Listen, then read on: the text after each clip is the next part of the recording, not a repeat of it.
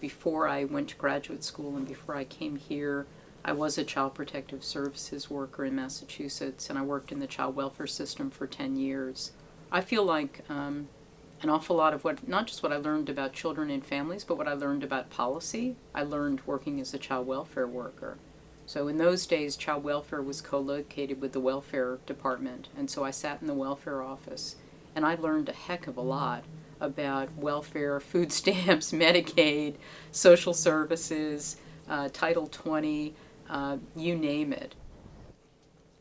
I remember coming for my interview here when I was interviewing for faculty jobs, and I had lunch with the two biggest figures in social policy in the country, Irv Garfinkel and Sheila Kammerman. They were the policy faculty at the school at that time, and they asked me why I was interested in coming to Columbia.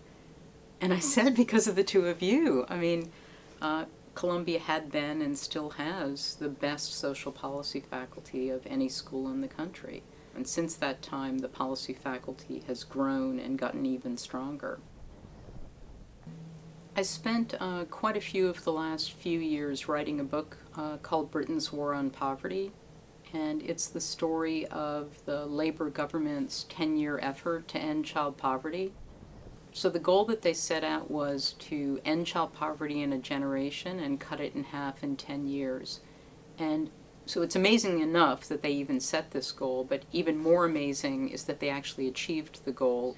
So I think that's probably the most influential work I've done, and it's been influential in, I think, maybe setting the aspiration here in the United States. I mean, my hope was that that would inspire people here to say, gee, you can set a goal like that and it makes a difference, and if you set a goal like that, you actually can achieve it.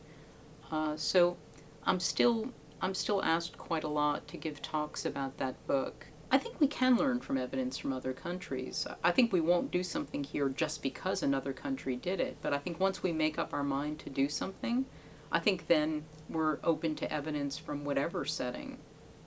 So I think the comparative research is really useful.